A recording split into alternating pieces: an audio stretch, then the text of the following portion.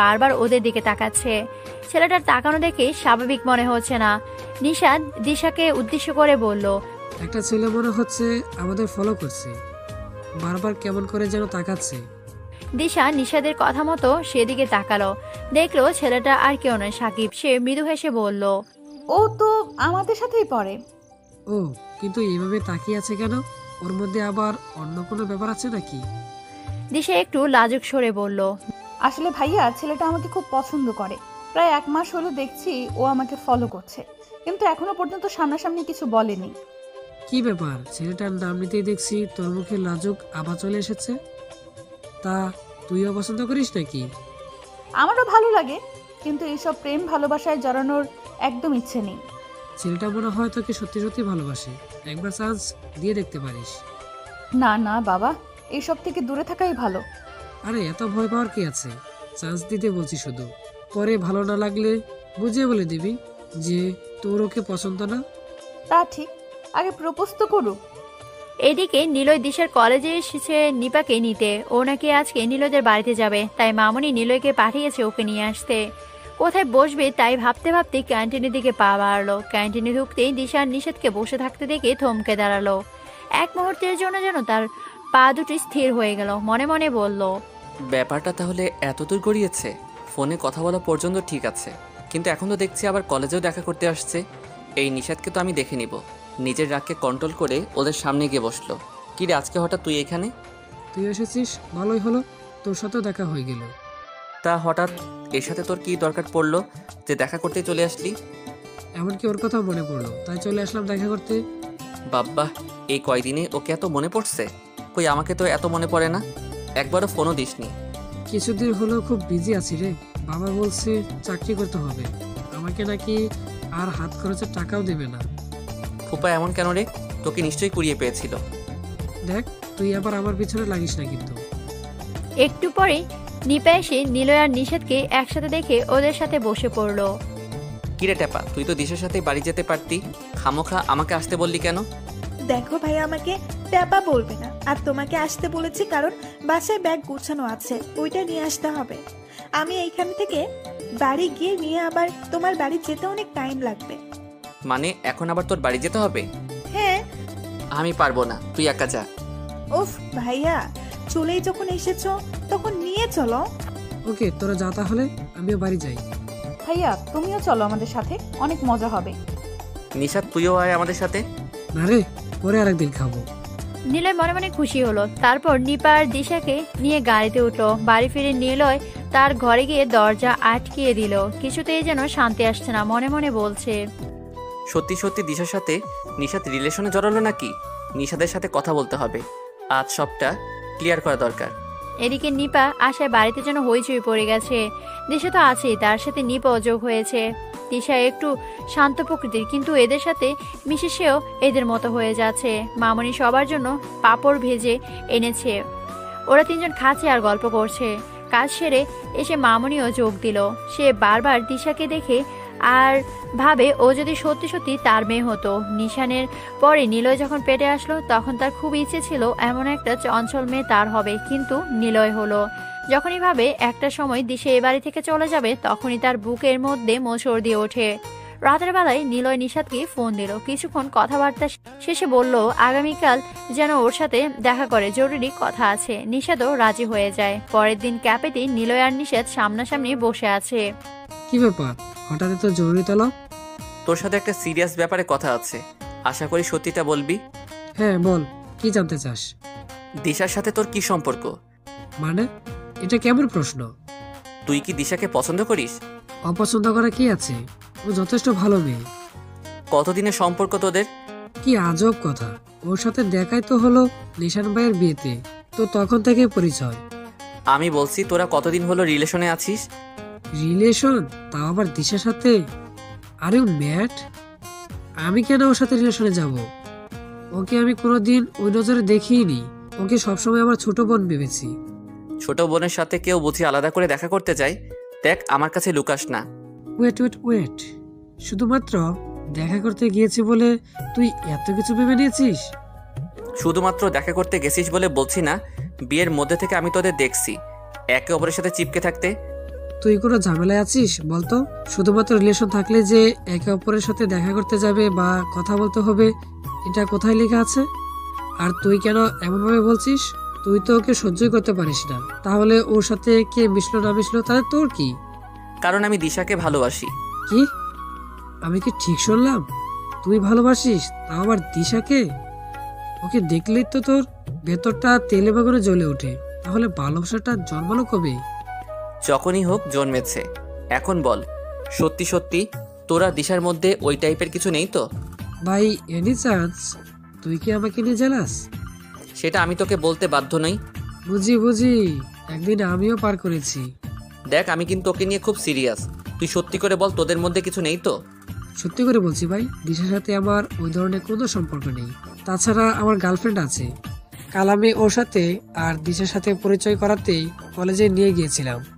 নিশাদের girlfriend আছে কথাটা শুনে নিলয়ের বুক থেকে যেন পাথর সরে গেল। নিলয় এবার নিশাদের পিঠে চাপড় মেরে বলল, শালা, তুই প্রেম করছিস আর সেটা আমাকে জানালি না?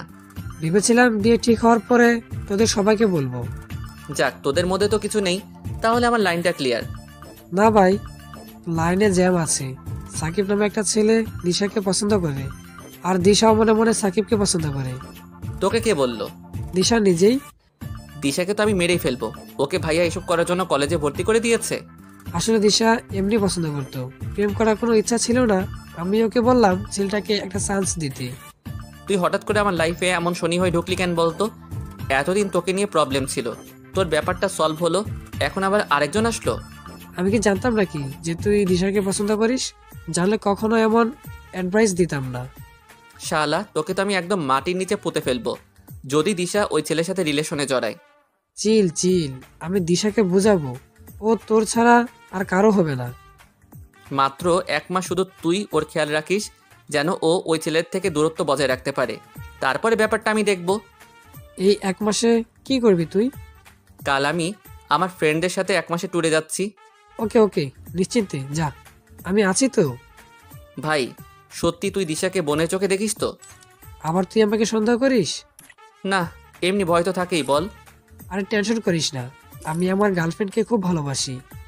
আজকে নিলয় 1 মাসের জন্য ব্যাগপত্র গুছিয়ে বন্ধুদের সাথে ট্যুরে বের হলো। দিশা কি যে আনন্দ লাগছে, ইচ্ছে করছে সারা বাড়ি নেচে বেড়াতে। নিলয়কে তারা একদম ভালো লাগে না। 1 মাস সে নিলয়ের মুখ না দেখে প্রিয়ভাবে সারা বাড়িতে ঘুরতে পারবে। দিশা প্রতিদিন ভার্সিটিতে যায় আর সাকিবকে খেয়াল করে। সেদিনের নিষেধের কথা শোনার পর দিশা সাকিবকে নিয়ে অনেক ভেবেছে আর সিদ্ধান্ত নিয়েছে সাকিবকে একটা চান্স দিয়ে দেখবে। কিন্তু বেচারা বন্ধুদের সামনে ভাব নিলেও দিশার সামনে গেলে ভয়ে চুপসে যায়, কথাই হারিয়ে ফেলে। দিশার ইচ্ছে করে কলার চেপে জিজ্ঞেস করতে, ভালোবাসো তাহলে বলতে সমস্যা কি? নিষাদের সাথে মাঝে মাঝে কথা হয় ফোনে। এরই মধ্যেই দিশা নিষাদকে ফোন দেয়। হ্যালো দিশা, কি খবর তোর? খবর ভালো না? কেন রে, আমার কি হলো? ভাইয়া, সাকিব তো কিছুতেই মুখ খুলছে না। এদিকে আমার ধৈর্যের বাঁধ ভেঙে যাচ্ছে। আমি ভেবে ফেলেছি কালকেই ওকে প্রপোজ করব। নিষেধের মাথায় যেন বাজ ভেঙে পড়লো। দিশা যদি এখন এই ছেলের সাথে রিলেশনে জড়ায়, নিলয় তো তাকে মেরেই ফেলবে। সে দিশাকে বলল, আমি তোমাকে আর 5 মিনিট পর ফোন দিচ্ছি। ফোন কেটে দিয়ে নিশাদ নিলয়কে ফোন দিল। কিরে, কেমন আছিস? আমি তো ভালোই আছি, কিন্তু যে খবরটা দেব সেটা শুনলে তুই ভালো থাকবি কিনা। কেন, কি হয়েছে? ভাই, তোর তো কপাল পড়েছে। ভনিতা না করে আসল কথা বল। দিশা কাল ওই ছেলেকে প্রপোজ করবে বলে ঠিক করেছে। কি, এই কথা দিশা তোকে বলেছে? হ্যাঁ, একটু আগেই বললো। আর তুই কি বললি ওকে? আমি কিছুই বলিনি, শুধু বলেছি একটু পরে ফোন দিচ্ছি। শোন, তুই ওকে বল এত তাড়াহুড়া না করতে, আরো 1 সপ্তাহ দেরি করতে। আমি আর 3-4 দিন পরেই ব্যাক করছি, তারপর ব্যাপারটা আমি দেখব। তুই এই কয়েকদিন ওকে সামনে রাখ। ওকে। নিশাদ দিশাকে ফোন দিয়ে বলল আর 1 সপ্তাহের মধ্যে ধৈর্য ধরে বলতে। দিশাও নিষাদের কথা মেনে নেয়। অন্যদিনের মতো আজকেও দিশা কলেজে গেছে, কিন্তু আসল ব্যাপার হলো আজ একবারও সে সাকিবকে দেখেনি। এই কয়েক মাসে এমন খুবই কমে গেছে যেদিন সাকিবকে তার জন্য রাস্তায় দাঁড়িয়ে থাকতে দেখেনি। সে প্রতিদিনও ওর জন্য দাঁড়িয়ে থাকতো, ঝড় বৃষ্টি ঝড় সর্দি সবকিছু অপেক্ষা করে তার জন্য অপেক্ষা করত। আর যদি কোনোদিন সাকিব না আসতো তাহলে তার বন্ধুরা দাঁড়িয়ে থাকতো আর দিশা আসলে ওকে শুনিয়ে শুনিয়ে বলতো সাকিব কেন আসতে পারেনি। আজকে তো সাকিবের বন্ধুদেরও দেখতে পারছে না। ক্লাস শেষ হয়ে গেল, তাও সাকিবের দেখা নেই। সে আজ ক্লাসেও আসেনি। দিশার মন শুধু সাকিবকে খুঁজে চলছে। বাড়ি ফেরার পথে বারবার চারদিকে তাকাচ্ছে, যেন সাকিবকে একবার দেখতে পায়। সাকিবের কথা ভেবে অন্যমনস্ক হয়ে রাস্তায় হেঁটে যাচ্ছে। হুট করে সামনে তাকিয়ে দেখলো যে সাকিব তার দিকে এগিয়ে আসছে। সাকিবকে দেখে দিশার প্রাণহীন দেহে যেন প্রাণের সঞ্চার হলো। মনে মনে বলল, আজকে কি তাহলে আমার অপেক্ষার অবসান ঘটবে? তুমি কি আমাকে প্রপোজ করবে? কবে থেকে এই দিনটার অপেক্ষায় ছিলাম। সাকিব দিশার একদম সামনাসামনি দাঁড়িয়ে গেল। দিশার মুখে হাসি। দিশা, তোমার সাথে আমার একটু জরুরি কথা আছে। 2 মিনিট সময় হবে তোমার? দিশা মনে মনে বলল, 2 মিনিট কেন, 10 মিনিট নাও। তাও আজকে মনের কথা জানিয়ে দাও। আমি খুব উৎসুক হয়ে আছি তোমার মুখে ভালোবাসি শব্দটা শোনার জন্য। কি হলো, কথা বলছো না কেন? তাহলে কি আমি চলে যাব? হ্যাঁ, না না, কি বলতে চাও বলো, আমার কাছে অনেক সময় আছে। এতদিন তোমাকে অনেক জ্বালাতন করেছি, তোমাকে সব সময় ফলো করেছি, সরাসরি তো কিছুই বলিনি, কিন্তু সাইড থেকে বন্ধুদের মাধ্যমে অনেক কথা বলিয়েছি, তার জন্য সরি। আর তোমাকে এভাবে জ্বালাতন করব না। হঠাৎ করে এই কথা বলছো কেন? আমি তো কখনো বলিনি যে আমার খারাপ লেগেছে। আমি জানি তুমি অনেক ভালো মেয়ে, তাই সব কিছু চুপচাপ মেনে নিয়েছ। অন্য কেউ হলে এতদিন আমাদের নামে প্রিন্সিপালের কাছে কমপ্লেন করতো। সাকিব, তুমি ব্যাপারটা বুঝছো না। আসলে আমিও। সাকিব দিশাকে আটকে দিয়ে বলল, আমি সব বুঝেই বলছি। অনেক ভেবে দেখলাম এক ক্লাসে রিলেশন করা ঠিক না। বেশিরভাগ সময় এইসব রিলেশন টিকে না। আর আমার বন্ধুরা তোমাকে ভাবি বলে ডাকতো, তার জন্য আমি লজ্জিত। আর এরকমটা করবে না কেউ। আজ থেকে আমি যত পারবো তোমার থেকে আড়ালে থাকার চেষ্টা করব। তুমি ওইসব দিনগুলোর কথা ভুলে যাও। আমার 2 মিনিট শেষ। দোয়া করি যেন একজন ভালো জীবন সাথী পাও। চললাম, ভালো থেকো। সাকিবের চলে যাওয়ার দিকে দিশা এক ধ্যানে তাকিয়ে রইল। না চাইতেও দুপোটা পানি গড়িয়ে পড়লো চোখ থেকে। এতদিন ধরে মনের মধ্যে পুষে রাখা ভালোবাসা যেন এক নিমিষে শেষ হয়ে গেল। কত স্বপ্ন দেখেছিল যে সাকিব তাকে ফুল দিয়ে প্রপোজ করবে, কিন্তু সাকিব তা না করে উল্টো সব ধ্বংস করে দিয়ে চলে গেল। এক রাশ মন খারাপ নিয়ে দিশা বাড়িতে গিয়ে দরজা বন্ধ করে বসে রইল।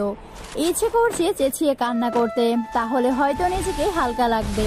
খাবার টেবিলও খুব চুপচাপ ছিল। সবাই জিজ্ঞেস করছিল যে মন খারাপ নাকি, কিন্তু দিশা কোনো উত্তর দিল না। তাড়াতাড়ি খেয়ে উঠে গেল। কেন জানি তার কিছুই ভালো লাগছে না, কেমন অসহ্য অসহ্য লাগছে সবকিছু। বিকালবেলায় নীল বাড়িতে ফিরেছে। 1 মাস পর আজ সে তার ট্যুর শেষ করে বাড়িতে এসেছে আর সবার জন্য গিফট এনেছে। সবাই গিফট পেয়ে খুশি, যে যার নিজের গিফট খুলতে ব্যস্ত। নিলয় সবার মাঝে তিশাকে খুঁজছে, কিন্তু ও ঘর থেকে বের হয়নি। তার মাকে জিজ্ঞেস করলেন, তার মা বলল যে সে তার ঘরেই আছে, বাড়িতে এসে থেকে মন মরা হয়ে আছে, মনে হয় মন খারাপ। সন্ধ্যার দিকে নিলয় দিশার জন্য যে গিফটটা কিনেছে ওইটা নিয়ে দিশার ঘরে গেল। দরজার সামনে দাঁড়াতে খেয়াল করলো দিশার চোখ দিয়ে পানি পড়ছে আর সে এক ধ্যানে সামনের দিকে তাকিয়ে আছে। দিশার চোখে পানি দেখে নিলয়ের পুরো শরীর জ্বালা ধরে গেল।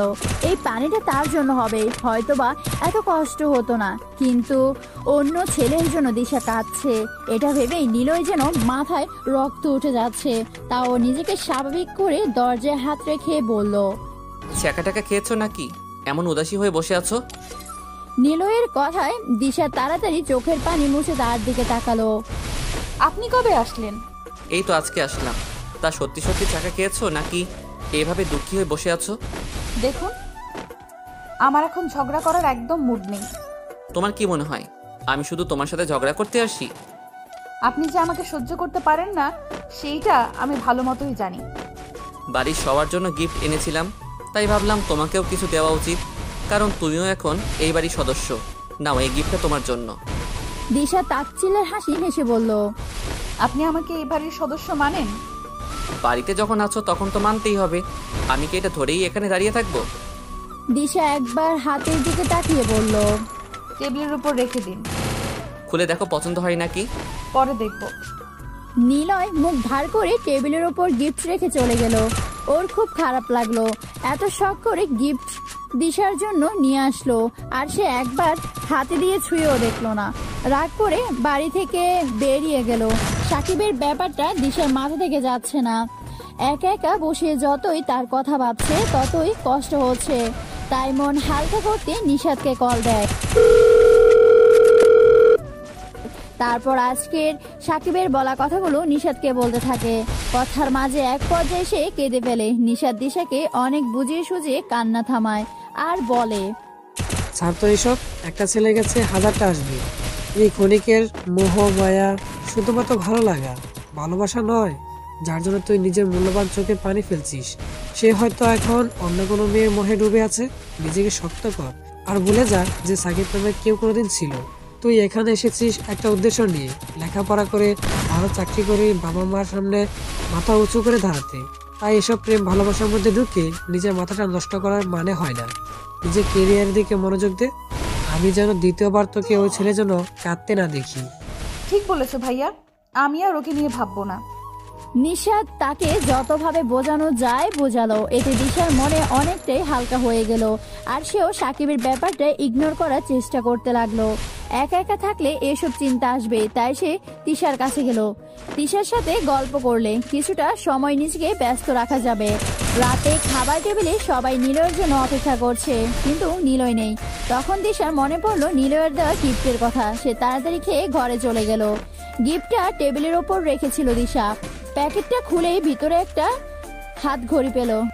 ঘড়িটা পুরোটাই সোনালী কালার, চেনের মাঝামাঝি সাদা পাথর। দিশার খুব পছন্দ হয়েছে ঘড়িটা। প্যাকেটের ভিতরে একটা কিটক্যাটও ছিল। কিটক্যাটটা খেতে খেতে দিশা মনে মনে ভাবলো, কাল নিলয়কে একটা থ্যাঙ্কস জানাবে। কিন্তু হঠাৎই সন্ধ্যায় নিলয়ের সাথে খারাপ ব্যবহার করা কথা মনে পড়ে গেল। আসলে তখন মন খারাপ ছিল, তাই অজান্তে খারাপ ব্যবহার করে ফেলেছে। মনে ঠিক করে নিল দেখা হলে একটা সরি আর একটা থ্যাঙ্কস জানাবে। প্রায় রাত 11টার দিকে নিজের ঘরে বসেছিল দিশা। সে পুরোপুরি পড়ার মধ্যে নিজেকে ডুবিয়ে রাখতে চাচ্ছে, যাতে সাকিবের ব্যাপারটা একদমই মাথা থেকে সরিয়ে ফেলতে পারে।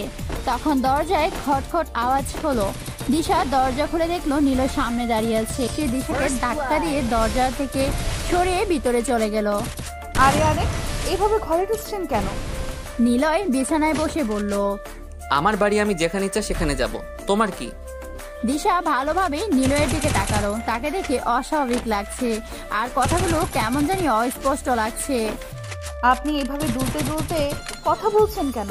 কিছু খেয়েছেন নাকি? নিলয় ঠোঁটে আঙ্গুল দিয়ে বলল, হুশ, কাউকে বলবে না। কি কাউকে বলবো না? তুমি যেটা জেনেছো ওইটা কাউকে বলবে না। আমি আবার কি জেনেছি? আমি শুধু বললাম আপনি দুলছেন কেন। নিলয় এবার বিছানা থেকে উঠে গিয়ে দিশার কানের কাছে বলল। হুশ, বললাম না কাউকে বলবে না। নিলয়ের কাছে আসায় দিশা একটা বিশ্রী গন্ধ পেল আর নিলয়ের কথায় বুঝতে পারলো সে সত্যি ড্রিঙ্কস করে মাতাল হয়ে এসেছে। আপনি ড্রিঙ্কস করে এসেছেন? এই মেয়ে, বলছি না চুপ করো, তাও তুমি বলেই যাচ্ছ। মামুনি জানতে পারলে কিন্তু সব তোমার দোষ। দিশা আস্তে আস্তে বলল, হ্যাঁ হ্যাঁ, উনি খেলে দোষ হয় না, আর আমি বললেই দোষ। এই আবার কি বললে তুমি? না না, কিছু না। এই তো গুড গার্ল। না না, তুমি গুড না, একদমই গুড না। যেই মেয়ে আমাকে ছাড়া অন্য ছেলের জন্য কাঁদে সে কখনো গুড হতে পারে না। এই যে মিস্টার, আমি কেন আপনার জন্য কাঁদতে যাব? তাহলে কার জন্য কাঁদবে? ওই সাকিবের জন্য? আপনি কিভাবে জানলেন সাকিবের কথা? জানি জানি, আমি সব জানি। তোমাকে ভাইয়া পড়ার জন্য কলেজে পাঠিয়েছে আর তুমি প্রেম করে বেড়াচ্ছ। আজব, প্রেম করে পড়লাম? আপনি না জেনে কথা বলবেন না। চুপ, আমার মুখের উপর কথা। আমি যা বলবো তাই ঠিক, বুঝেছো? তুমিই ভুল। নিলয় হাত নেড়ে ধোলাতে ধোলাতে কথা বলতে বলতে পড়ে যেতে নিলেই দিশা ধরে ফেললো। তারপর বলল, আই আই, সাবধানে দাঁড়ান, পড়ে যাবেন তো। ঠিকভাবে দাঁড়ানোর অবস্থায় নেই, আবার বড় বড় কথা। নিলয় দিশার থেকে নিজেকে ছাড়িয়ে নিয়ে বলল, ছাড়ো আমাকে, আমি একাই চলতে পারবো। এই বলে ধপ করে বিছানায় শুয়ে পড়লো। এ কি, আপনি আবার আমার বিছানায় শুলেন কেন? 100 বার শোবো। কি করবে তুমি? কি করব মানে? উঠুন বলছি। রাত বিরাতে আমার ঘরে এসে এমন মাতলামো করছেন কেন? যান নিজের ঘরে যান। না, আমি যাব না, তোমাকে ছেড়ে কোথাও যাব না। দিশা মনে মনে বলল। আচ্ছা, বিপদে পড়লাম তো। কিভাবে এখন একে সরাবো? বাড়ির কাউকে ডাকবো নাকি? হ্যাঁ, সেটাই ভালো হবে। দিশা তার ভাবনার মশগুল ছিল, তখনই নিলয়ের তার হাতটা ধরে নিজের বুকের সাথে চেপে ধরলো। দিশা হাত ছড়ানোর জন্য জোড়াজুড়ি করছে, কিন্তু নিলয়ের শক্তির সাথে পারছে না। তখনই নিলয়ের কথায় সে থেমে গেল। নিলয় দিশার দিকে স্থির চোখে তাকিয়ে বলল, আমাকে ছেড়ে যেও না দিশা, তুমি চলে গেলে এই বুকটা ফাঁকা হয়ে যাবে। আমি পারবো না তোমাকে অন্য কারো হতে দেখতে। দিশা শুধু নিলয়ের চোখের দিকে তাকিয়ে আছে। তার লাল লাল চোখগুলোতে যেন অনেক অজানা কথা লুকিয়ে আছে। দিশার ইচ্ছে করছে সেই কথাগুলো জানতে। আস্তে আস্তে নিলয় চোখ বন্ধ করে ফেলে আর একই কথা বারবার বলতে থাকে, আমাকে ছেড়ে যেও না দিশা। অনেকক্ষণ পর দিশার ঘোর ভাঙে। ততক্ষণই নিলয় ঘুমিয়ে গেছে, কিন্তু ঘুমের মধ্যেও দিশার হাতটা শক্ত করে বুকের সাথে আগলে রেখেছে।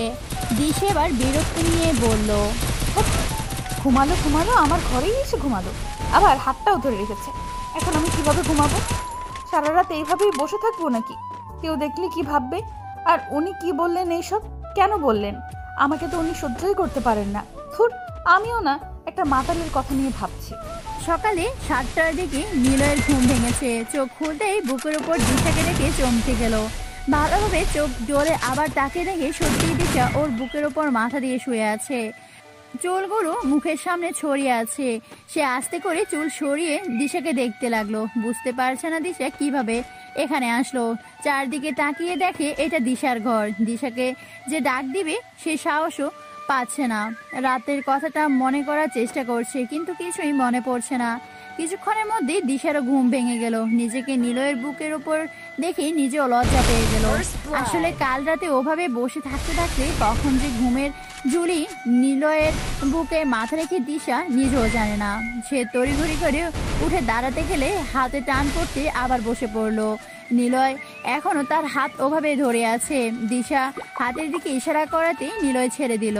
দুজনে লজ্জায় দুদিকে ঘুরে আছে। একটু পর নিলয় নীরবতা ভেঙে বলল, আমি এইখানে কিভাবে? রাতে ড্রিঙ্ক করে ভুলে এখানে এসেছিলেন। নিলয় মাথা নিচু করে অপরাধীর মতো মুখ করে বলল, আই এম সরি, আমি কিছু উল্টাপাল্টা করিনি তো। মানে? দিশা নিলয়ের ব্যাপারটা বুঝতে পেরে ওকে আশ্বস্ত করে বলল, না, তেমন কিছু তো করেননি, শুধু আবল তাবল বকছিলেন আর আমার হাতটা ধরেছিলেন। নিলয় একটু স্বস্তির নিঃশ্বাস নিয়ে বলল, আই এম ভেরি সরি দিশা, আসলে আমি বুঝতে পারিনি নেশার করেছিলাম, তুমি তো সব জানো। যেটা হ্যান্ডেল করতে পারেন না সেটা খান কেন? বন্ধুদের মানা করতে পারিনি, বাড়ির কাউকে জানিও না। নিলয় চলে যেতে নিলেই দিশা নিলয়কে উদ্দেশ্য করে বলল, I am also sorry. Niloy থেমে গেল। তারপর দিশার দিকে তাকিয়ে বলল, আমাকে বললে? দিশা মাথা নেড়ে বলল, হ্যাঁ, কালকের খারাপ ব্যবহারের জন্য। It's okay. And thanks. Niloy জিজ্ঞাসা সুদৃষ্টিতে তাকালো। দিশা ঘড়িটা হাতে নিয়ে নিলয়কে দেখিয়ে বলল, আমার অনেক পছন্দ হয়েছে। নিলয় একটা হাসি দিয়ে সেখান থেকে চলে গেল। দিশার নিজেকে খুব হালকা লাগছে নিলয়কে সরি বলে। আর এই প্রথম নিলয় তার সাথে ভালো ব্যবহার করছে, কোনো রকম খোঁচা মারা কথা ছাড়া। হয়তো রাতের জন্য অনুতপ্ত তাই। এইদিকে নিলয়ের মনটা ভালো হয়ে গেছে দিশার কথা শুনে। ওর যে ঘড়িটা এত পছন্দ হবে নিলয় ভাবতেই পারেনি, কিন্তু তাও চিন্তা একটা রয়ে গেল। সে মাতাল হয়ে দিশাকে আবার বেফাস কিছু বলে দিয়েছে নাকি। বারবার রাতের কথা মনে করার চেষ্টা করছে, কিন্তু কিছুতেই মনে পড়ছে না। সময় কখনো থেমে থাকে না, সে তার নিজের গতিতে চলছে। দিন পেরিয়ে রাত, আবার রাত শেষে দিন, এভাবে এগোচ্ছে। সেদিনের পর থেকে দিশার লাইফ থেকে সাকিব নামের সাবজেক্টটা ক্লোজ হয়ে গেছে। মাঝে মধ্যে অনাকাঙ্ক্ষিতভাবে দেখা হয়ে যায়, বিনিময়ে দুজন শুকনো হাসি হেসে চলে যায়। দেখতে দেখতে ঈদের দিন চলে আসলো। আজ ঈদ উল ফিতর। নিশান এর বাবারা 3 ভাই 2 বোন। নিশানের বাবা সবার বড়। তার ঈদের দিন সব ভাই বোনরা নিশানদের বাড়িতে আসে।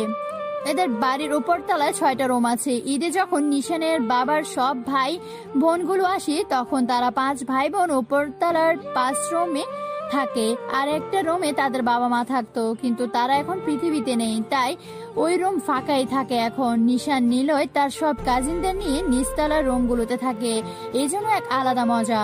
সব কাজিন একসাথে হলে এমনিতে অনেক মজা হয়, তার উপর আজ ঈদের দিন। সবাই মিলে প্ল্যান করলো বাইক রাইডে যাবে, যে বাবা সেই কাজ। সবাই সবার বাইক নিয়ে রেডি। নিশানের বাবার 2 ছেলে, নিশান আর নিলয়। মেজু চাচার 2 ছেলে মেয়ে, নিরান আর নীরা। ছোট চাচার 2 ছেলে মেয়ে, নিপা আর নিপুণ। বড় পুকুর 2 ছেলে মেয়ে, নিতা আর নিতিন। ছোট পুকুর 2 ছেলে মেয়ে, নিশাদ আর নিশা। সবার নাম দিয়ে। সবারই একটা করে বোন আছে বাইকের পিছে বসার জন্য, শুধু নিলয় আর নিশান ভাইয়ের বোন নেই। কিন্তু নিশান ভাইয়ের তো বউ আছে, ওকে বাইকে নিবে, কিন্তু নিলয় তো ফাঁকা। সবার পিছে একটা করে মেয়ে বসবে আর নিলয় ফাঁকা, কেমন বেমানান লাগবে। নিশাদের কথা শুনে নিশা বলল, তাহলে আমি নীলার সাথেই বসবো। নিলয় নিশাদের দিকে তাকিয়ে চোখ রাঙালো। নিলয়ের তাকানো দেখে নিশাদের কাশি উঠে গেল। সে কাশি থামিয়ে বলল, আরে তুই ওর পাশে বসলে আমি তো একা হয়ে যাব, দিশা তো আছেই, ও বসবে নীলার সাথে। ও কেন যাবে আমাদের ভাই বোনদের সাথে? কারণ ও এখন আমাদের মধ্যেকার একজন। না নিপা, তোরা যা, আমি যাব না। তুই যাবি না মানে? তোকে জোর করে নিয়ে যাব। যা রেডি হয়ে আয় তাড়াতাড়ি, কোনো বাহানা দিবি না। আর এই যে মেয়েদের বলছি, যা মেকআপ করা 20 মিনিটের মধ্যে করে ফেলবি, নয়তো কিন্তু সাথে নিব না। 6 জন ছেলে বাইক নিয়ে দাঁড়িয়ে আছে। 30 মিনিট পার হয়ে গেছে, তাও মেয়েদের আসার নাম নেই। দিশা এসে নিলয়ের সামনে দাঁড়ালো। নিলয় দিশাকে পা থেকে মাথা পর্যন্ত দেখছে। সাদা সোনালি চুমিনেশনে লং গ্রাউন্ড পরেছে, মাথায় সোনালি হেজাব আর কাঁধে একটা সাইড ব্যাগ ঝুলিয়ে। হাতে নিলয়ের দেওয়া সে ঘড়ি। মুখে তেমন মেকআপ নেই, শুধু ঠোঁটে হালকা গোলাপি লিপস্টিক। হালকা সাজে দিশাকে নিলয়ের কাছে অনেক ভালো লাগছে। আসলে ছেলেরা মেয়েদের সবসময় ন্যাচারাল রূপেই বেশি পছন্দ করে, কিন্তু মেয়েরা তা বোঝে না, তাই তো এক গাদা মেকআপ মেরে ছেলেদের সামনে যায়। নিলয়ের এমন পর্যবেক্ষণ করা দেখে দিশা বলল, এনি প্রবলেম? আমরা কি কোনো বিয়ে বাড়ি যাচ্ছি নাকি যে এত বড় ড্রেস পরেছো? দিশা নিজের জামার দিকে ভালোভাবে তাকিয়ে বলল, এই ড্রেসে খারাপ কি আছে? আমি তো সব সময় এমন বড় ড্রেসই পরি। 6 জন ইয়ং ছেলে বাইক নিয়ে বের হচ্ছি। তোমার কোনো আইডিয়া আছে যে বাইকের স্পিড কত হবে? রাস্তার মধ্যে বাইক রেস চলবে 100-র উপরে, সবার বাইক স্পিড থাকবে। এমন স্পিডে গাড়ি চলা অবস্থায় যদি তোমার জামা একবার চাকার মধ্যে ঢুকে যায়, তাহলে বুঝছই তো কত বড় অঘটন ঘটবে। এই জন্যই আমার লং ড্রেস পরা মেয়ে নিয়ে বাইক চালানো একদম পছন্দ না। থাক, তাহলে আমি যাব না।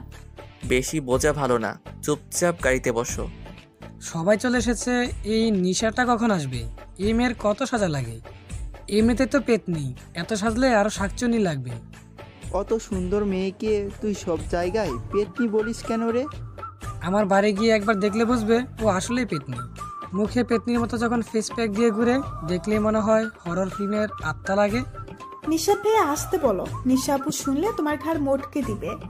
দিশা দৌড়াতে দৌড়াতে এসে বলল, এই তো আমি রেডি। ইস, এত অল্প সময়ে কেউ রেডি হতে পারে? আর একটু সময় পেলে ভালো হতো। সবাই এই টাইমে সুন্দরভাবে রেডি হয়ে গেল, আর তোর হয় না? এই তুই মেয়েদের সাজগোজের ব্যাপারে কথা বলবি না। সাজিস তো পেতনির মতো, আবার এত সময়ের কি দরকার? এই তুই সব সময় আমার পিছে কেন লাগিস রে? আরে তোরা থাম তো, নিশা ওর কথা কানে নিস না তো, তোকে অনেক সুন্দর লাগছে। দেখ ভাইয়ার চোখ আছে, আর তোর চোখে তো ছানি পড়া। গাইস, তোদের ঝগড়াটা শেষ হলে আমরা বাইকটা স্টার্ট করি। সবাই অনেক জোরে বাইক চালাচ্ছে, কিন্তু নিলয় দিশার জন্য স্পিড বাড়াতে পারছে না। বারবার দিশাকে ধরে বসতে বলছে, কিন্তু দিশা কিছুতেই নিলয়কে ধরতে চাচ্ছে না। রাগ করে নিলয় জোরে ব্রেক চাপে, আর দিশা নিলয়ের উপরে ঝুঁকে পড়ে। তখন বাধ্য হয়ে নিলয়কে ধরে, কিন্তু আবার ছেড়ে দেয়। নিলয় দিশাকে বলে ভালোভাবে ধরে বসতে। দিশা ধরতে গিয়ে আবার হাত সরিয়ে নেয়। তখন নিলয় বলে, তুমি কমফোর্টেবল না হলে আমাদের মাঝে সাইড ব্যাগ দাও, তাও ভালোভাবে ধরে বসো। দেখো তো ওরা কত এগিয়ে গেছে। দিশা নিলয়ের কথা শুনে মাঝখানে ব্যাগ রেখে নিলয়ের দু কাঁধে শক্ত করে ধরে, আর নিলয় গাড়ির স্পিড বাড়িয়ে দেয়। গাড়ি চালাতে চালাতে নিলয় দিশাকে শুনিয়ে শুনিয়ে বলে, এইভাবে বাইক চালিয়ে মজা নেই। আপনি আরো জোরে চালান, আমার কোনো সমস্যা নেই। আরে আমি সেই কথা বলছি না, তাহলে কিসের কথা বলছেন? মেয়ের কথা বলছি। মানে? বাইক চালিয়ে মজা, পিছনে সুন্দরী মেয়ে নিয়ে। মেয়েটা শর্ট ড্রেস পরে 2 পাশে পা দিয়ে বসবে। নিশা যেইভাবে বসে আছে ঠিক সেইভাবে, যাতে কাপড় চাকার ভেতরে ঢোকার ভয় না থাকে। তারপর পেছন থেকে জড়িয়ে ধরবে, চুলগুলো খোলা থাকবে আর বাতাসে উড়বে। কিছু চুল উড়ে এসে আমার মুখে পড়বে, শ্যাম্পুর গন্ধ এসে নাকে লাগবে। আহ, ফিলিংসটাই অন্যরকম। আপনার গার্লফ্রেন্ড নিয়ে এইভাবে ঘুরে বেড়ান, তাই না? গার্লফ্রেন্ড নেই আমার, তাই তো শখটা অপূর্ণ রয়ে গেছে। আমি প্রে করব আপনার জন্য যাতে তাড়াতাড়ি হয়ে যায়। তোমার প্রে করার আগে পেয়ে গেছি, শুধু সঠিক সময়ের অপেক্ষায় আছি। আপনাদের জন্য শুভকামনা রইল। থ্যাঙ্কস। তা তোমার কোনো পছন্দের মানুষ নেই? না, তেমন কাউকে পাইনি। কেন সাকিব? আরে না না, এমনি এক সময় একটু ভালো লাগতো, এখন আর ওকে নিয়ে ভাবি না। দিশার কথা শুনে নিলয় মনে মনে খুশি হলো। দিশা ভ্রু কুঁচকে বলল, আপনি সাকিবের কথা কিভাবে জানলেন? যেখান থেকেই পাই না কেন, কথাটা তো সত্যি ছিল। দিশা চুপ হয়ে গেল। নিলয় টপিক ঘোরানোর জন্য বলল, তুমি নিশাদ আর নিশান ভাইয়াকে তুমি করে বলো, আর আমাকে আপনি আপনি করে কথা বলছো কেন? আমি কি ওদের চেয়ে অনেক বড়? আসলে আপনার সাথে তো ভালোভাবে কোনোদিন কথাই হয়নি, সব সময় আমাকে দেখলেই রাগ দেখাতেন, তাই। দিশাকে আর কিছু বলতে না দিয়ে নিলয় বলল, এখন তো ভালোভাবেই কথা বলছি, তাও আপনি আপনি করছো কেন? তুমি করে বলতে পারো। আসলে আমাকে কেউ আপনি করে বললে খুব অস্বস্তি লাগে, বয়স্ক ভাব চলে আসে।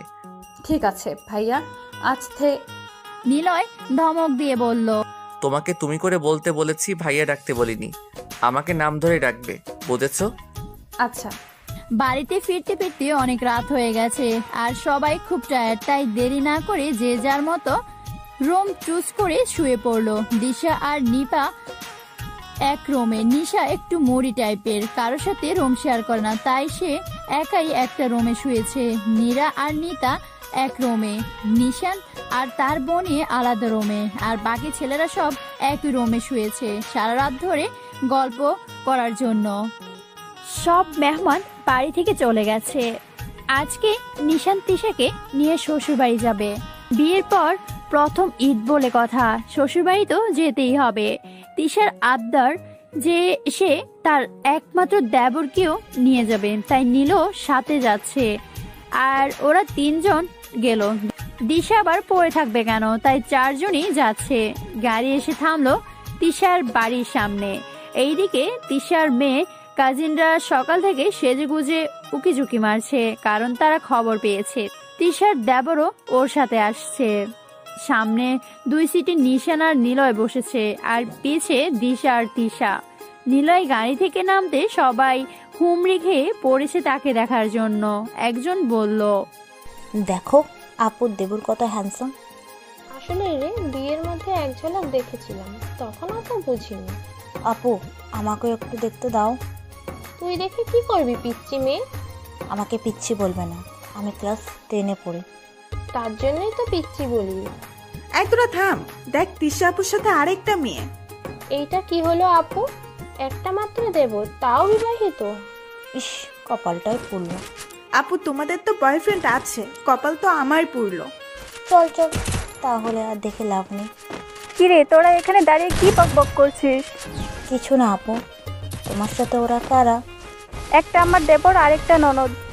3 জন একসাথে চিল্লিয়ে বলে উঠলো, তার মানে তোমার দেবরের এখনো বিয়ে হয়নি? তিশা কানে আঙ্গুল দিয়ে বলল, এত জোরে চেঁচাচ্ছিস কেন? বড় ভাইয়ের বিয়ে হলো কিছুদিন আগে, এত তাড়াতাড়ি ছোটটার মেয়ে কই পাবে? আমি তো আছি। আপু এদের সাথে আমাদের পরিচয় করিয়ে দেবে না? অবশ্যই। তিশা নিলয় আর দিশাকে ডাক দিল। ওরা আসতেই তিশা বলল, নিলয়, এটা হচ্ছে আমার মেজো চাচার মেয়ে তন্নি, ইন্টার 2য় বর্ষের ছাত্রী। আর এই 2 জন হলো আমার ছোট চাচার মেয়ে, এর নাম তামান্না, অনার্স 3য় বর্ষের ছাত্রী। আর এ হচ্ছে তাজকিয়া, ক্লাস 10-এ পড়ে। সবাই সৌজন্যতামূলক সালাম দিল। নিলয় উত্তর নিল। এবার তিশা ওদের 3 জনকে উদ্দেশ্য করে বলল, এটা আমার একমাত্র দেবর নিলয়, এবার এমএসসি শেষ করলো। আর এইটা আমার ননদ দিশা, অনার্স 2য় বর্ষের ছাত্রী। একে একে সবার সাথে ওদের দুজনে পরিচয় করে দিল। পরিচয় পর্ব শেষে তিশা তন্নিকে ডেকে বলল, কিরে তামিম কই? ওকে তো দেখছি না। তামিম তন্নির ভাই। তন্নি বলল, ভাইয়া তো নিজের রুমে বসে পাবজি খেলছে। ওর না সামনে বিয়ে ফাইনাল এক্সাম, পড়া বাদ দিয়ে পাবজি খেলছে। যাও তো ওকে ডেকে নিয়ে আই। তন্নি তামিমের ঘরে গিয়ে ওকে বলল, ভাইয়া তিশা আপুরও এসেছে, ওকে ডাকছে। তুই যা। শুনলাম আপুর নাকি দেবর আসবে, একটু সেবা যত্ন কর। আমি গিয়ে কি করব? শুধু দেবর না, ননদও এসেছে। সত্যি বলছিস? দেখতে কেমন রে? সুন্দর আছে, তবে আমার চেয়ে কম। তোর চেয়ে কম? তাহলে সুন্দরী হলো কিভাবে? তুই তো সুন্দরী খাতাই পড়িস না। তুই সবসময় আমাকে অপমান করিস, যা, তোর আশা লাগবে না। তামিমের আর ঘরে মন টিকলো না। সে গিয়ে ফট করে তিশার পাশে বসলো। কিরে তুই নাকি আসবি না? কি যে বলো আপু, তুমি এসেছো আর আমি ঘরে থাকতে পারবো? তুই যে কোন ধান্দায় এসেছিস তা তো আমি ভালোভাবেই জানি। আপু ন। আর কিছু বলার আগেই তামিম তন্নির মুখ চেপে ধরলো। এই তুই ওর মুখ চেপে ধরলি কেন? কথা শেষ করতে দে। ওর সব ফালতু কথা তোমার শোনা লাগবে না। তুমি আগে বলো তোমার দেবর কোথায়? শুনলাম সেও নাকি এসেছে। ওরা পাশের রুমে আম্মু নাস্তা খেতে নিয়ে গেল। তা আমার সাথে পরিচয় করে দিবে না? চল তাহলে সবাই ওই রুমেই বসি। এই কি দুলা ভাই, আমাদের রেখেই খাচ্ছেন? একবারও শালেদের কথা মনে পড়লো না? ইস, খুব বড় ভুল হয়ে গেছে, তো ক্ষমা করে দিও শালি। তিশা নিলয় আর দিশাকে দেখে বলল, এটা তামিম তন্নির ভাই, আর তামিম হলো ও নিলয়, আর পাশেরটা দিশা। হাই নিলয়। হাই। হাই দিশা। পানি ঢালার সময় ভুলবশত গ্লাসটা বাঁকা হয়ে কিছুটা পানি দিশার জামার উপর পড়ে যায়। দিশা তাড়াতাড়ি করে দাঁড়িয়ে জামাটা ঝাড়তে থাকে। ইস, কতটা ভিজে গেছে জামা। চল আমার ঘরে তোয়ালে দিয়ে মুছতে হবে। তিশাকে থামিয়ে তামিম বলল, আপু আমি নিয়ে যাচ্ছি, তুমি এখানে থাকো। দুলাভাই আছে, আবার তোর দেবর আছে, কার কি লাগে না লাগে। তিশা তামিমের কথায় সম্মতি দিয়ে বলল, দিশা তুমি ওর সাথে আমার রুমে যাও। তামিম মুচকি হাসি দিয়ে দিশাকে বলল, আসুন আমার সাথে। দিশা তামিমের পিছে পিছে এগোতে লাগলো।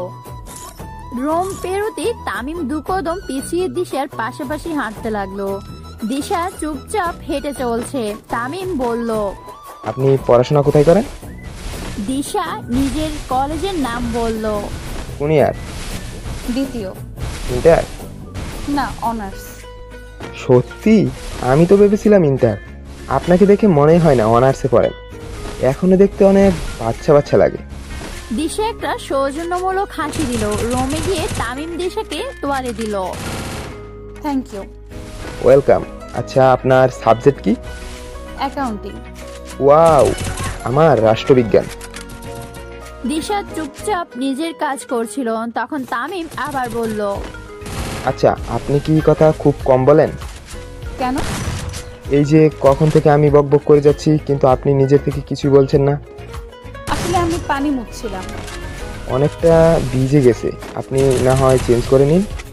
আসলে ব্যাগ তো তিশা ভাবির কাছে। সমস্যা নাই, আমি এনে দিচ্ছি।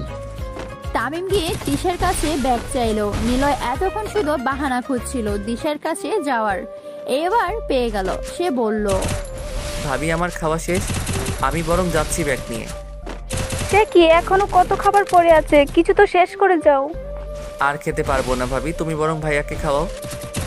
কিন্তু তুমি তো আমার রুম চেনো না। এই তামিম, ওকে নিয়ে যা। তামিম এগোতেই তামান্না বলল, ভাইয়া তোকে মা ডাকছে। তামিমের কানের কাছে ফিস ফিস করে বলল, জানা ভাইয়া, একটু আগে তুই সুযোগ নিলি, আমরা তো কেউ বাধা দেইনি, তাহলে আমার বেলা কেন কাবাবের হাড্ডি হচ্ছিস? বুঝেছি। তিশাকে উদ্দেশ্য করে বলল, আপু আমাকে মা ডাকছে। তামান্না তুই ওকে নিয়ে যা। তামান্না খুশি হয়ে তামিমকে আস্তে আস্তে বলল, থ্যাঙ্কস ভাইয়া। আর নিলয়কে উদ্দেশ্য করে বলল, আসুন। নিলয়ও পিছু পিছু গেল।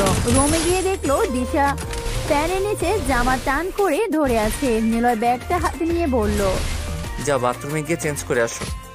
দিশা ড্রেস নিয়ে চেঞ্জ করতে গেল। এইদিকে তামান্না বারবার উসখুস করছে নিলয়ের সাথে কথা বলার জন্য, কিন্তু নিলয় একবারও তার দিকে তাকাচ্ছে না, বিছানায় বসে ফোন টিপছে। শেষমেশ সে নিজেই কথা বলা শুরু করলো। তা ফিউচার প্ল্যান কি? নিলয় ফোনের দিকে তাকিয়ে বলল, এখনো ভাবিনি। পড়াশোনা শেষ করে ফেলছেন অথচ ফিউচার নিয়ে কোনো ভাবনাই ভাবেননি? শুধু শুধু বাড়িতে বসে বসে বোর ফিল করেন না? কে বললো শুধু শুধু বাড়িতে বসে থাকি?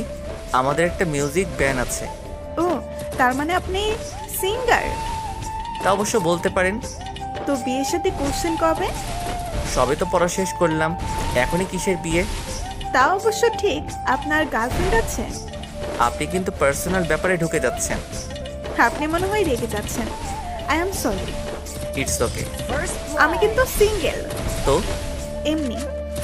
নিলয় মনে মনে চাচ্ছে তামান্নাকে বিদায় করতে, কিন্তু সে নড়ছে না, বরং নিলয়কে আরো জেরা করছে। দিশা চেঞ্জ করে বের হতেই নিলয়ের মাথায় তামান্নাকে তাড়ানোর বুদ্ধি চলে আসলো। তামান্না রাইট? জি। দিশার জামাটা ভিজে গেছে, একটু রোদে দিয়ে আসবে? না না, লাগবে না, আমি দিয়ে আসছি। তুমি চুপ করো, তুমি সব জায়গায় চেনো নাকি? তামান্না প্লিজ একটু জামাটা নিয়ে যাও। তামান্না নিলয়ের কথা আর ফেলতে পারলো না, তাই জামাটা নিয়ে গেল। দিশা মূর্তির মতো তিশার বিছানার সামনে দাঁড়িয়ে আছে। দিশাকে দাঁড়িয়ে থাকতে দেখি নিলয় বলল, কি হলো, দাঁড়িয়ে আছো কেন এভাবে? বসার জায়গা খুঁজছি। বিছানায় কি ছাড়পোকা আছে? তুমি বসে আছো যে? আমি কি এতই মোটা যে তুমি বসতেই পারছো না?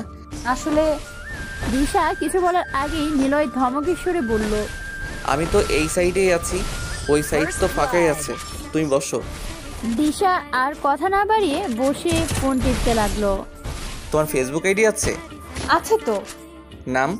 দিশাহীন নীল আকাশ। এইটা আবার কেমন নাম? নিজের নামে খুলবে? নিজের নামে ছিল, বাড়ি থেকে চলে আসার সময় ডিলিট করে এটাই খুলেছি। নিলয় আইডি চার্জ করে বলল, এর মধ্যে কোনটা তোমার? এই তো চুরির ছবি দেওয়াটা। তুমি ফেসবুকে নিজের ছবি দাও? না, আসলে বাবার পছন্দ করে না। তোমার নিজের বাবা? হুম। বাবার কথা খুব মেনে চলো বুঝি? হুম। তাহলে বাড়ি ছাড়লে কেন নিজের ইচ্ছায়? আপনি জানেন না কেন? না। দিশা এক এক করে নিলয়কে তার বাড়ি থেকে পালানোর পুরো কাহিনী বলল। সব শুনে নিলয় বলল, এই জন্যে আমার গ্রাম অঞ্চলের মানুষদের পছন্দ না। তারা ভাবে মেয়েদের এত পড়াশোনা করিয়ে কি হবে, বিয়ে দিতে পারলেই বাঁচি। আর যদি কোনো সরকারি চাকরিজীবী পাই তাহলে তো কথাই নেই, দাদুর বয়সী হলেও চলবে। এনাদের চিন্তা ভাবনাই খারাপ, এরা মেয়েদের বোঝা মনে করে। দেখো, আমার বাবার বিষয়ে উল্টাপাল্টা কিছু বলবে না। বাবা আমাকে খুব ভালোবাসে, দীপের চেয়েও বেশি। এই দীপ আবার কে? আমার ছোট ভাই। হ্যাঁ, কেমন ভালোবাসি সেটা তো বুঝতেই পারছি। মাঝ বয়সী একটা লোকের সাথে বিয়ে ঠিক করেছে। বাবা আমার ভালোর জন্যই করেছে। বাহ, তাহলে বিয়েটা করেই নিতে পালিয়েছো কেন? আসলে লোকটার মাথা টাক ছিল, সামনের অংশ একটাও চুল ছিল না। তার মানে চুল থাকলে বিয়ে করে নিতে? ভেবে দেখতাম। Seriously, you are a mad. তুমি রেগে যাচ্ছ কেন? আমি তো ইয়ার্কি করছিলাম। এই লোকের মাথায় চুল থাকলেও আমি বিয়ে করতাম না, কারণ তার বয়স 40-এর কাছাকাছি আর আমি মাত্র 20। এই সরকারি চাকরিজীবীদের ব্যাপারটা আমার মাথায় ঢোকে না। এরা বিয়ে করে শেষ বয়সে, আর এমন মেয়েকে বিয়ে করে যে হয় তার নাতির বয়সী নয়তো মেয়ের বয়সী। তোমাকে ফ্রেন্ড রিকোয়েস্ট দিয়েছি, অ্যাকসেপ্ট করো। তুমি আমাকে ফ্রেন্ড রিকোয়েস্ট দিয়েছো? হ্যাঁ দিয়েছি, এতে তো অবাক হবার কি আছে? না মানে তুমি নিজের থেকে আমাকে যেচে ফ্রেন্ড রিকোয়েস্ট দিলে, তাই একটু অবাক হলাম। তুমি আমাকে কি ভাবো বলো তো? আমার সব কিছু তোমার কাছে কেমন অবিশ্বাস্য লাগে কেন? এই যে আমরা একই বাড়িতে 4-5 মাস হলো, কিন্তু তুমি আমার সাথে কথা বলতেও ইতস্তত বোধ করো। সবসময় মনে হয় ভয়ে ভয়ে থাকো আমাকে দেখলে। এমনকি একটু আগে আমার পাশে বসা নিয়েও অস্বস্তিতে পড়ে গেছিলে।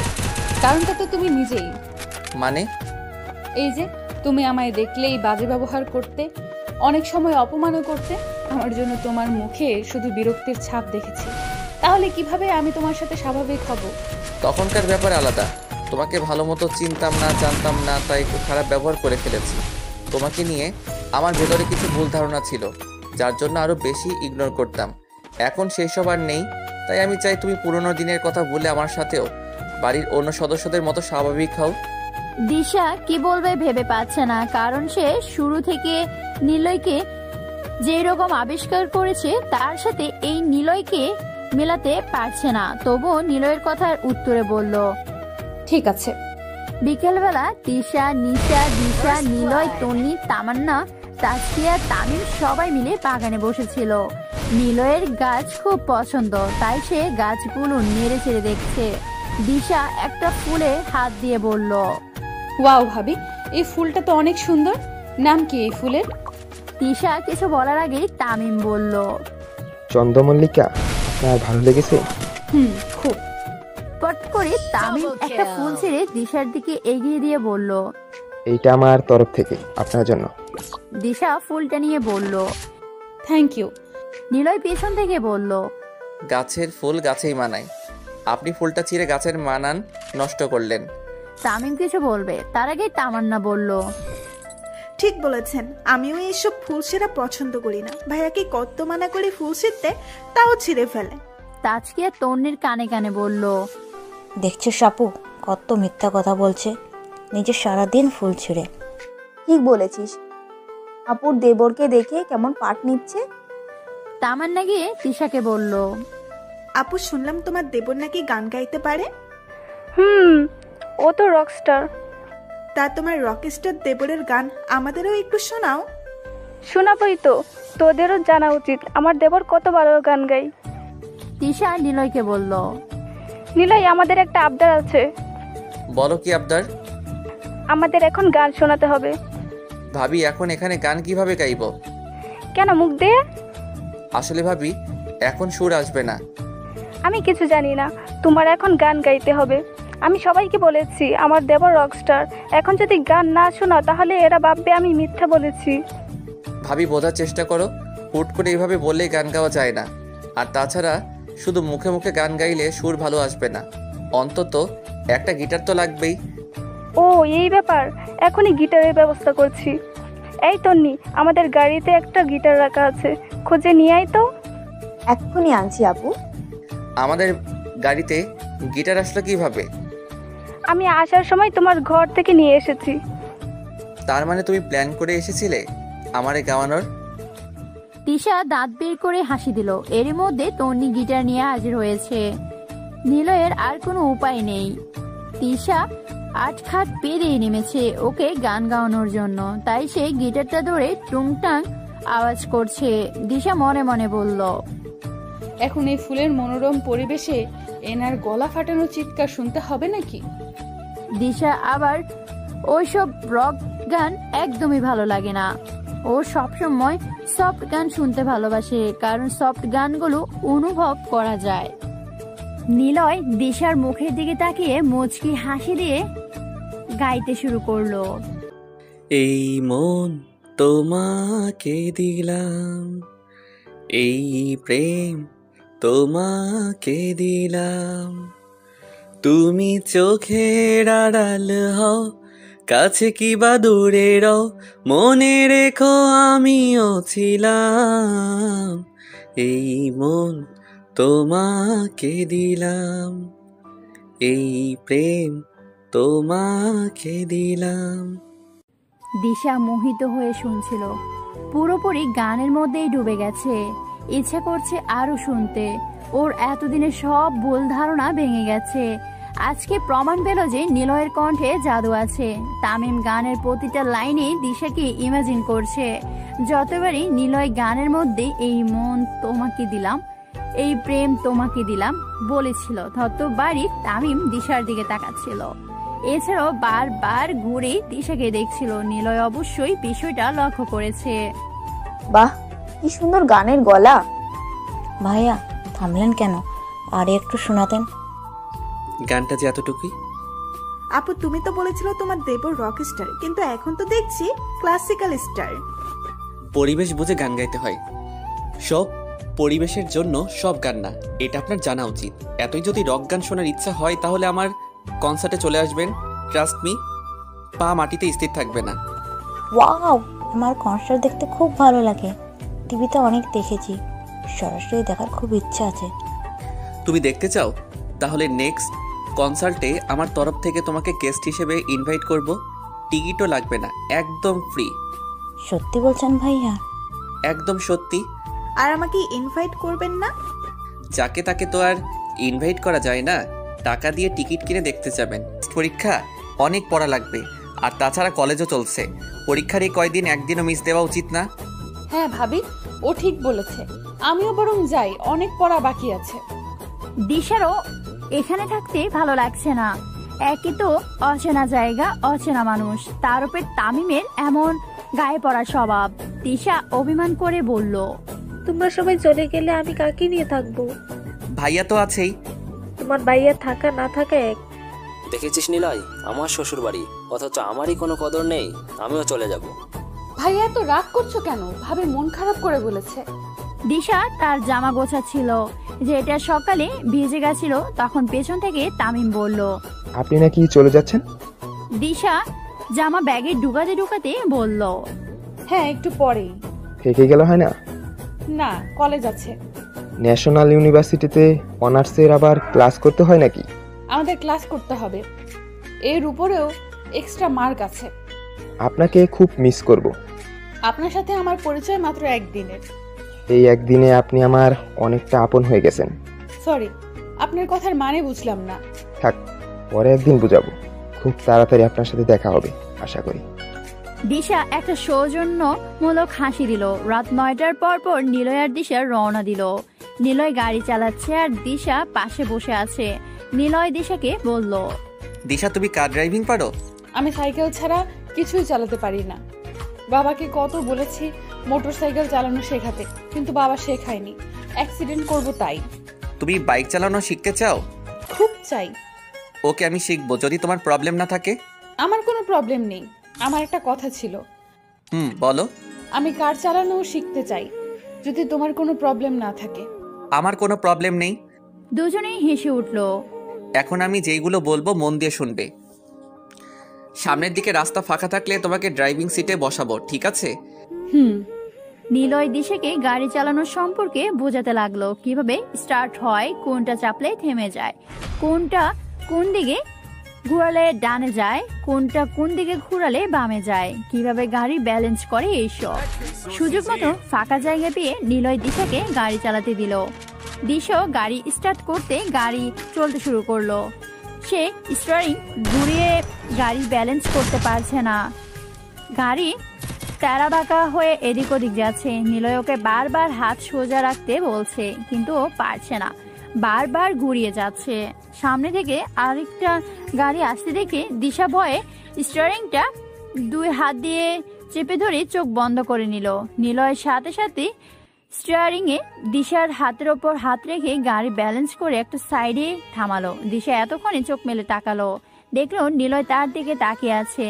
দিশা এখনো স্টিয়ারিং এ শক্ত করে হাত ধরে আছে, আর নিলয় দিশার হাত। দিশার তাকানো দেখে নিলয় হাতটা সরিয়ে নিল, তারপর বলল, গাড়ি চালাতে হলে তোমাকে কিছু কথা মাথায় রাখতে হবে। বিপদের সময় পিছু সরে আসা যাবে না, বিপদের মোকাবেলা করতে হবে। তুমি যদি অ্যাক্সিডেন্টের ভয়ে বারবার চোখ বন্ধ করে নাও, তাহলে তো একসময় অ্যাক্সিডেন্টটা হয়েই যাবে। তাই তোমাকে উপায় খুঁজতে হবে যে কিভাবে তুমি অ্যাক্সিডেন্ট হওয়া থেকে নিজেকে বাঁচাবে। সামনে থেকে এমন অনেক গাড়ি আসবে যেগুলো দেখে মনে হবে একদম তোমার গাড়িকে ধাক্কা মারতেই আসছে। সেই সময় হাল ছেড়ে দিলে চলবে না, বরং তোমাকে এটা ভাবতে হবে যে কিভাবে তুমি ওই গাড়ির সাইড দিয়ে নিজের গাড়ি পাস করবে। আমার কথা কিছু বুঝেছ? দিশা হ্যাঁ সূচক মাথা নাড়ালো। নিলয় বলল, নাও আবার ট্রাই করো। আজকে থাক, অন্য কোনো দিন চেষ্টা করব। এমনিতেও রাত বাড়ছে। আচ্ছা। গাড়ি আবার নিজের গতিতে চলতে লাগলো। তোমার গানের গলা খুব সুন্দর। নিলয় একটু ভাব নিয়ে বলল, আমি জানি, কিন্তু বাড়িতে তুমি যেসব গান গাও সেগুলো একদম ভালো লাগে না। লাউড মিউজিক চলে, তার মধ্যে গান গাইলে সেটা চিৎকারের মতো শোনা যায়। যেমন কেউ অনেক মরিচ খাওয়ার পর পানি না পেলে যেমন ভাবে চিৎকার করে, তেমন। নিলয় হেসে বলল, কনসার্টে সবাই এমন লাউড মিউজিকই পছন্দ করে, আর মিউজিকের সাথে তাল মিলিয়ে গলার আওয়াজকেও জোরে করতে হয়। ওইসব জায়গায় কেউ তো আর রবীন্দ্রসঙ্গীত শুনে মজা পাবে না। দিশা একটু বিরক্তি নিয়ে বলল, আর কতক্ষণ লাগবে? প্রায় 1 ঘন্টার মতো। ধুর, আমার খুব ঘুম পাচ্ছে। সিট বেল্টটা বেঁধে সিটে হেলান দিয়ে ঘুমিয়ে যাও, বাড়ি পৌঁছালে ডেকে দেব। দিশা নিলয়ের কথা মতো বেলটা বেঁধে সিটে হেলান দিল। মজার ব্যাপার হলো কিছুক্ষণের মধ্যে ঘুমিয়ে গেল। মাঝে মাঝে গাড়ির ঝাঁকানিতে নড়ে উঠছে, তাই নিলয় শক্ত করে হাতটা চেপে ধরে আছে। গাড়ি এসে থামলো বাড়ির সামনে। এবার দিশাকে ডাকার পালা, কিন্তু নিলয় একদম ইচ্ছে করছে না দিশাকে ডাকতে, কেমন আরাম করে ঘুমোচ্ছে। কিছুক্ষণ তাকিয়ে থেকে তারপর আস্তে করে দিশাকে ডাক দিল, কিন্তু দিশার কোনো জবাব দিল না। আরো 3-4 বার ডাক দিতেই দিশা চোখ খুলল। দিশাকে চোখ খুলতে দেখে নিলয় বলল, বের হও, আমরা চলে এসেছি। দিশা চোখ জ্বলতে জ্বলতে গাড়ি থেকে বের হয়ে এলো। নিলয় বলল, তুমি ভেতরে যাও, আমি গাড়ি পার্ক করে ব্যাগ নিয়ে আসছি। নিলয়ের কথা মতো দিশা গিয়ে বেল বাজালো। নিশানের মা বেলের আওয়াজ শুনে বলল, আলো দেখো তো, এত রাতে কে এসেছে। আলো খালা এসে দরজা খুলে দেখলো দিশা, তাই সে আর কিছু না বলে ঘরে চলে গেল। দিশা ভেতরে ঢুকতেই দেখতে পেল মামুনি আর আব্বু সোফায় বসে টিভি দেখছে। দিশা গিয়ে ওদের পাশে বসলো। মামুনি দিশাকে দেখে বলল, কিরে তোরা এত রাতে চলে আসলি যে, তোদের তো থাকার কথা ছিল। ভাই আর ভাবি থেকে গেছে, ওরা পরে আসবে। তুই একা একা চলে আসলি কেন? আর ওদের কি আক্কেল, এত রাতে তোকে একা ছেড়েছে? নিলয় ভেতরে ঢুকে দরজা আটকাতে আটকাতে বলল, মামুনি ও একা আসেনি, আমি ওকে নিয়ে এসেছি। আসলে আমার ওইখানে খুব বিরক্ত লাগছিল, তাই থাকিনি। আর দিশারও কলেজ আছে, তাই ওকেও নিয়ে এসেছি। চলেই যখন আসবি একটু সকাল সকাল বেরোতি, দেখ কত রাত হয়ে গেছে। নিলয় ঘড়ি দিকে তাকিয়ে বলল, সবে মাত্র 11:45। আমি তো এর থেকেও রাত করে অনেকদিন বাড়ি ফিরেছি। তুই একা থাকলে তো ভয় পেতাম না, কিন্তু তোর সাথে দিশা ছিল, যদি ওর কোনো বিপদ হতো।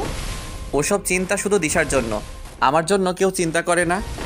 গান ছেড়ে এখন আবার নাটকে জয়েন করেছিস নাকি? বাবা, তুমি কেন আমার পিছে লাগছো? যাও, আর কিছু বলবো না তোমাদের। নিলয় আর দিশার সম্পর্কটা অন্যদের মতোই নর্মাল হয়ে গেছে। এখন আর দিশা নিলয়কে ভয় পায় না। দিশা, নিলয়, তিশা তিনজন একসাথে বসে টিভি দেখে, গল্প করে, একজন আরেকজনের পিছে লাগে, তবে সেটা দুষ্টামি করে। এর মধ্যে কারো অপমান করার ইন্টেনশন থাকে না। এর মধ্যে দিশার টেস্ট পরীক্ষা শুরু হয়ে গেছে। দিশা খুব সিরিয়াস পরীক্ষা নিয়ে, কারণ টেস্ট পরীক্ষায় ফেল করলে সাবজেক্ট প্রতি 2000 করে ফাইন দিতে হবে।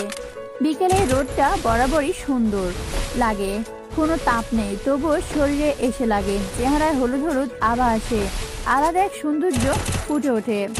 চায়ের কাপে হাতে ব্যালকনিতে দাঁড়িয়ে প্রকৃতি দেখছে দিশা। মাথাটা ধরে আছে, তাই একটু প্রকৃতির হাওয়া নিচ্ছে। নিলয়ের ব্যালকনিতে তাকাতে তার চোখ আটকে গেল। ঝুলন্ত টবগুলোতে যেন বিভিন্ন ফুলের বাহার, সবগুলো খুব কালারফুল লাগছে। দিশা খুব লোভ হলো কাছে গিয়ে ছুঁয়ে দেখতে। যে বাবা সেই কাজ, রওনা দিল নিলয়ের ঘরের দিকে।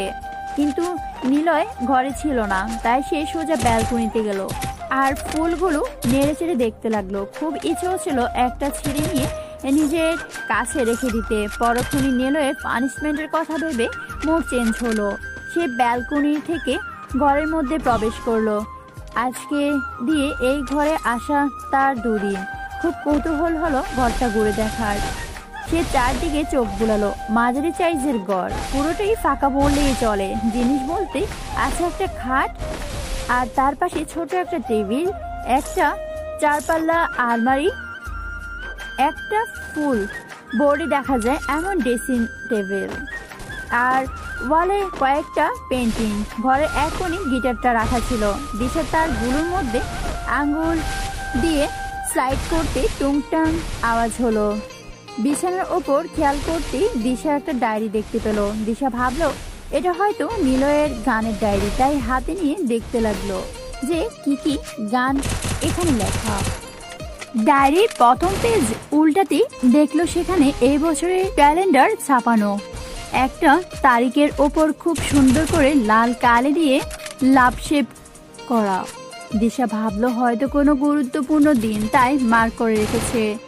আর আরেক পেজে উল্টাতে নজর পড়লো একটি লেখা, বড় বড় অক্ষরে নীল কালি দিয়ে সুন্দর করে লেখা, অপ্রত্যাশিত তুমি। দিশার নামটা শুনে খুব অদ্ভুত লাগলো। এই পেজে এইটা ছাড়া আর কোনো লেখা নেই। পরের পেজগুলো উল্টিয়ে দেখলো তাতে অনেক লেখা। দিশা মনে মনে ভাবছে পড়বে না কি পড়বে না। যদি এটা নীলয়ের পার্সোনাল ডায়েরি হয় তাহলে তো পড়া ঠিক হবে না। কিন্তু নামটা দেখেই দিশার মনের মধ্যে পড়ার খুব আকাঙ্ক্ষা জাগছে। নিজের আকাঙ্ক্ষাকে দমিয়ে রাখতে না পেরে প্রথম পেজ পড়া শুরু করলো। আমি কখনো এসব ডায়েরি লেখালেখির মধ্যে ছিলাম না। আমার এক ফ্রেন্ডকে দেখতাম সবসময় ডায়েরি নিয়ে ঘুরতো, আর কি জানি লেখালেখি করতো। কত দেখতে চেয়েছি কি লিখে, কিন্তু সে দেখায়নি। একদিন এই ব্যাপার নিয়ে ওর সাথে অনেক কথা কাটাকাটি হয়েছিল। তখন সে আমাকে বলেছিল, যখন তোর মাঝে এমন কোনো বিষয় বা কথা থাকবে যা অন্য কারোর সাথে শেয়ার করতে পারবি না, তখন সেটা ডায়েরিতে লিখবি, দেখবি ভেতরটা হালকা লাগছে। ডায়েরির চেয়ে নিরাপদ বেস্ট ফ্রেন্ড আর একটাও নেই। সেই দিন ওর কথাটাকে হাসি ঠাট্টায় উড়িয়ে দিয়েছিলাম, কিন্তু আজ ওর দেখানো রাস্তায় ফলো করছি। আমার লাইফেও সেই বিষয়টা চলে এসেছে যে আমি অন্য কারোর সাথে শেয়ার করতে পারছি না, আবার অনুভূতিগুলোকে নিজের ভেতরেও চেপে রাখতেও পারছি না। আমার এই ডায়েরিটা লেখা শুধুমাত্র তোমার জন্য। তুমি আমার লাইফে অপ্রত্যাশিতভাবে প্রবেশ করেছো, আর সেই জন্যই এই ডায়েরির নাম দিয়েছি অপ্রত্যাশিত তুমি।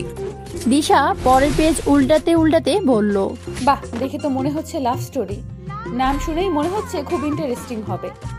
পরের পেজে আবার নীল কালি দিয়ে বড় বড় করে তারিখ আর মাসের নাম লেখা। দিশা মনে মনে বলল, এইটা আবার কিসের তারিখ দেওয়া? এই তারিখটাই তো প্রথম পেজে ক্যালেন্ডারে মার্ক করা ছিল। ভাবা বাদ দিয়ে পড়ি, নিলয় আবার চলে আসতে পারে। দিশা আবার শুরু করলো, এই তারিখে তোমার সাথে আমার প্রথম দেখা। তারিখটা আমি সারা জীবন মনে রাখবো। তুমি প্ল্যাটফর্মের ওপর একটা বেঞ্চে বসেছিলে, হালকা গোলাপি কালারের লং কুর্তি, সেম কালারের হিজাব, কালো কালারের চাদর, দুই হাতে দুইটা ট্রলি, আবার কাঁধেও একটা ভ্যানিটি ব্যাগ। সত্যি কথা বলতে তোমাকে প্রথম দেখায় আমার কোনো ফিল হয়নি। দূর থেকে তোমাকে দেখছিলাম, কারণ প্ল্যাটফর্মে তুমি ছাড়া আর কোনো মেয়ে ছিল না। কিন্তু অবাক হলাম তখন যখন দেখলাম নিশান ভাইয়া আমাকে তোমার কাছেই নিয়ে আসলো আর তোমার সাথে আমার পরিচয় করিয়ে দিল। সারা রাত কনসার্ট করে এমনিতেই মাথা ব্যথা, তার উপর রাতে ঘুমও হয়নি। কোনো মতে বাড়ি যেতে পারলে বাঁচি। এর মধ্যে ভাইয়া একটা অচেনা মেয়ের সাথে পরিচয় করিয়ে দিচ্ছিল। মেজাজটাই গরম হয়ে গেছিল। এরপর তো এটা বলে বসলো যে তুমি নাকি আমাদের বাড়িতেই যাচ্ছ।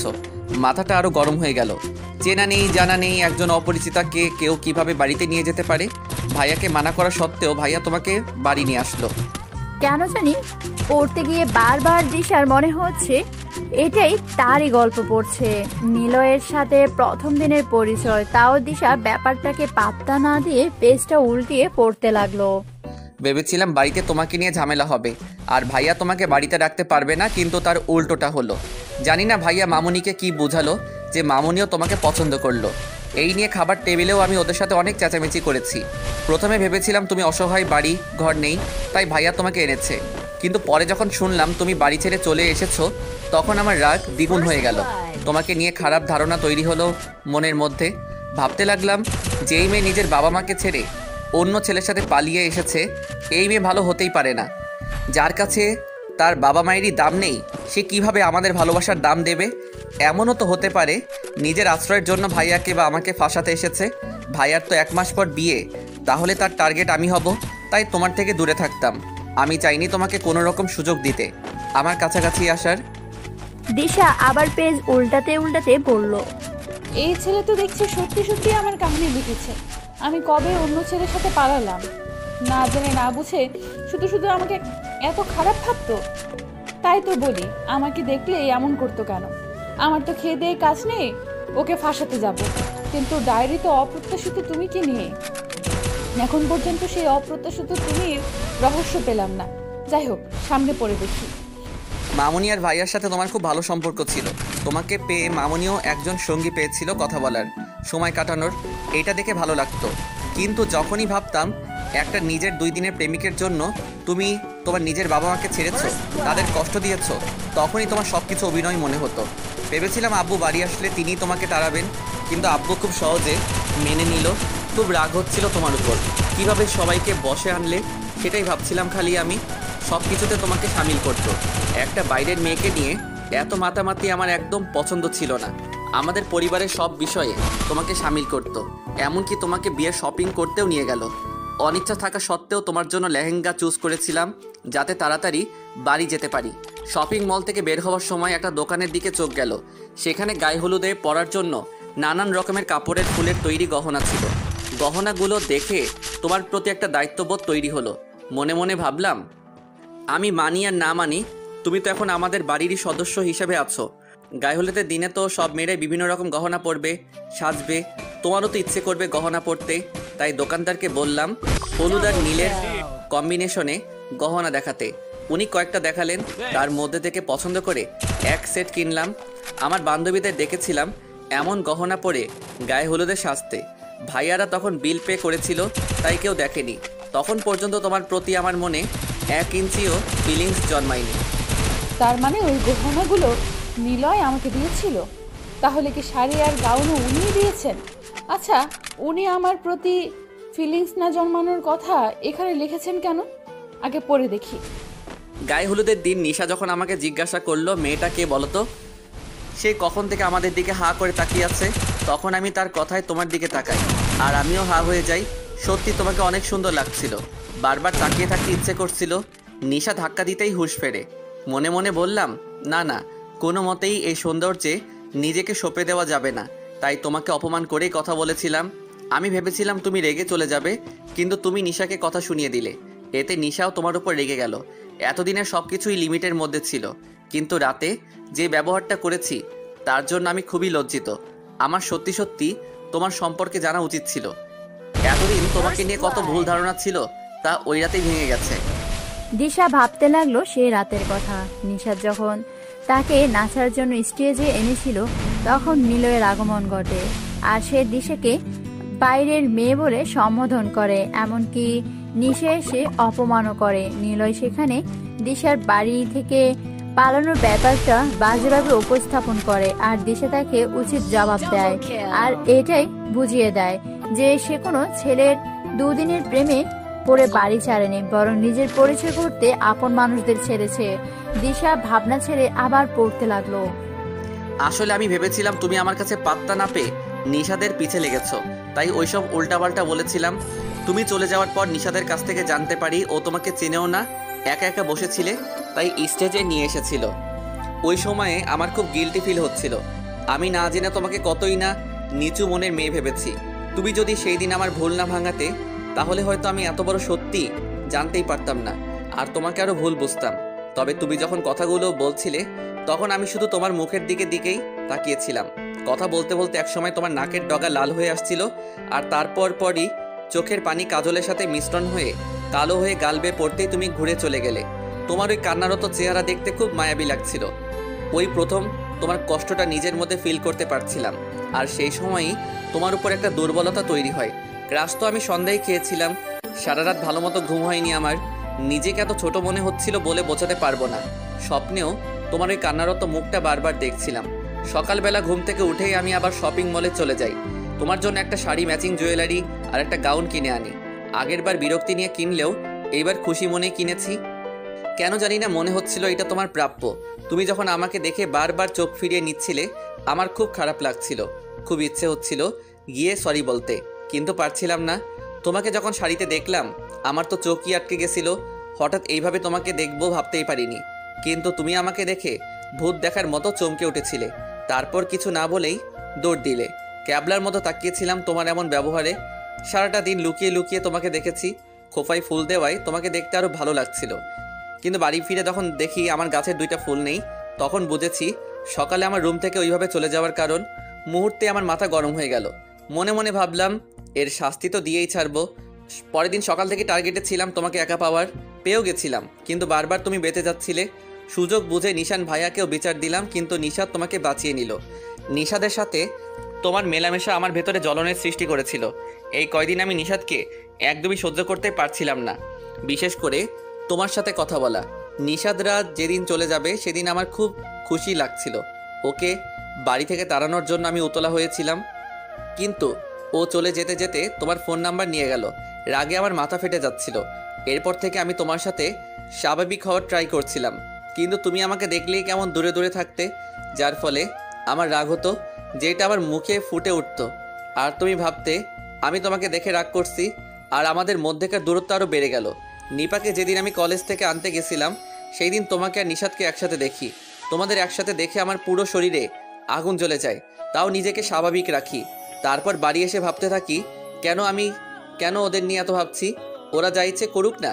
দুপুর থেকে সন্ধ্যা পর্যন্ত ভেবে ভেবে তারপর রাতের বেলা শিওর হলাম যে আমি প্রেমে পড়েছি। হ্যাঁ, দিশার প্রেমে পড়েছি, খুব স্ট্রংভাবে, যা বলে বোঝানো যাবে না। আমার লাইফে দিশার এইভাবে আগমনটা অপ্রত্যাশিতই ছিল। আমার এই অপ্রত্যাশিত তুমিটা আর কেউ না, শুধু দিশা। টুপ করে ডায়েরিটা বন্ধ করে দিল দিশা।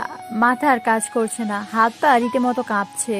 এমন একটা অজানা সত্যি সামনে আসবে কল্পনাও করেনি সে। বিড়বিড় করে বলতে লাগলো, এটা কি দেখলাম আমি? নিলয় আমাকে ভালোবাসে, তাও আবার এত ডিপলি, আর আমি তার সেই অপ্রত্যাশিত তুমি। আমি এখনো বিশ্বাস করতে পারছি না, এটাই সত্যি নাকি রূপকথার গল্প।